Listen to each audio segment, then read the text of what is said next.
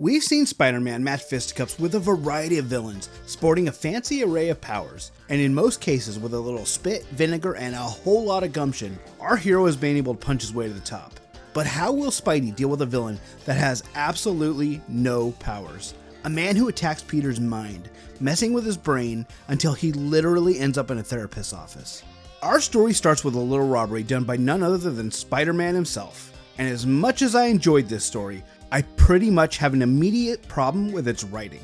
Why the heck would you tell us on the very first page in large bold letters who the villain is, especially when the name Mysterio basically spells this whole gig out for us? It destroys any tension you might build from having Spidey committing these crimes. Peter himself thinks that he might be going insane, but the reader isn't left to wonder whatsoever.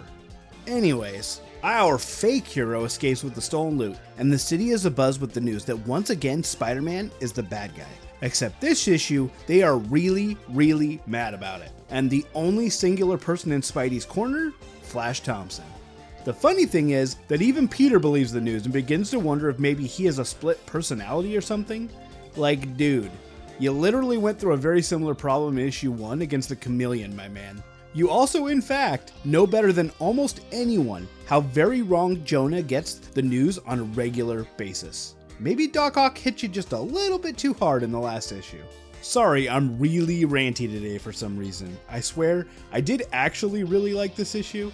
So yeah, Peter falls into a restless sleep and the next few days finds out that once again, Spider-Man has committed more crimes. The whole situation is really messing with his head, so he decides to do what any reasonable masked vigilante would. He goes to see a psychiatrist. Unfortunately, he realizes just moments after getting there that he might end up getting just a wee bit too comfortable with the guy and spill the beans on this whole secret identity thing. So yeah, the newspaper editorials must be spitting pure flames this week because the entire city is like really riled up, and everywhere Spider-Man goes, they are chasing him down. All the while, Peter is simply trying to wrangle up just a little bit extra cash to help his aunt pay her mortgage. Life sure is a bowl of cherries. Meanwhile, back at JJ's office, the room fills with smoke. Mystery smoke. And so, Mysterio arrives to meet with JJ about his plans to take down Spider-Man. All he needs, of course, is for our ambitious newspaper editor to print a little notice to the webhead. He wants him to meet him on the top of the Brooklyn Bridge. I love how Jonah basically becomes Spider-Man's beeper at this point, like the Marvel version of the bat signal. I bet if he started charging these villains for paper space, he'd make mint. So of course, Spider-Man gets the message and shows up to meet Mysterio, who once again appears in a puff of smoke. This fight does not go well for our webhead, like at all.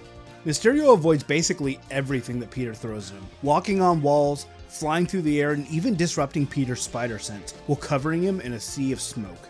Without his senses to defend him, and completely blind, Spidey gets absolutely wailed on by Mysterio, who doesn't seem to have any issue navigating through the mists. Peter flails around but catches nothing but air, before finally realizing he has no choice but to flee and dives off the bridge into the river.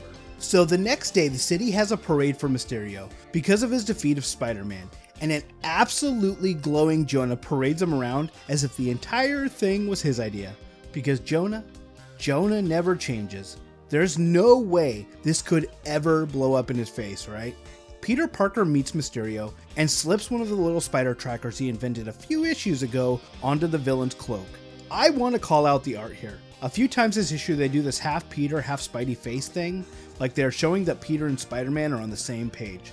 It's kind of cool, because when you really think about it, Peter and Spider-Man stories don't cross over all that much. Spider-Man deals with big picture stuff, and Peter handles day to day. Anyways, Peter doesn't have much trouble tracking Mysterio down, and before you ding dong know it, it's time for round 2, as Mysterio once again surrounds them in mist and gets a few solid blows on Spider-Man. Mysterio is a showman though, so of course he barts out his entire backstory, treating us to one huge expository villain origin time. So Mysterio is Spock. Mysterio was a movie stuntman that designed costumes and props, which is what gave him the idea to imitate Spider-Man in the first place. We get a few panels describing each of his powers. The fishbowl is basically just a one-way mirror. He has a special spray that can dissolve webbing, and springy boots. He also has sonar built into his suit that allows him to detect things in the blinding smoke.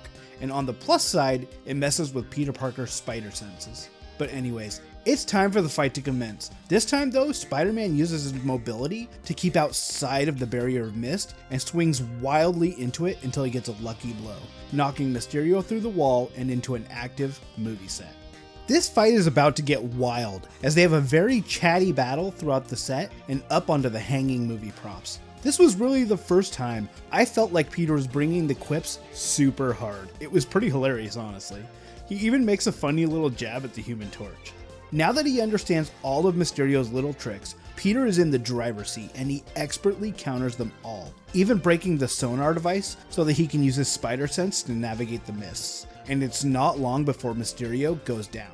Afterwards, Spidey turns Mysterio into the police with a recording device that he used to capture the entire exposition dump from earlier, clearing his name but making Jonah look like a fool.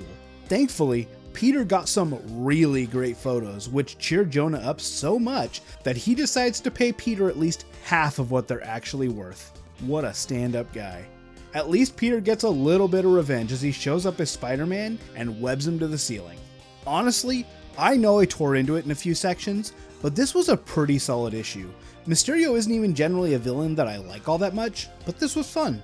If you're interested in seeing the very first enemy that utterly destroyed Peter, nearly forcing him to quit being Spider-Man, then check out this video next. And I want to thank you all for watching.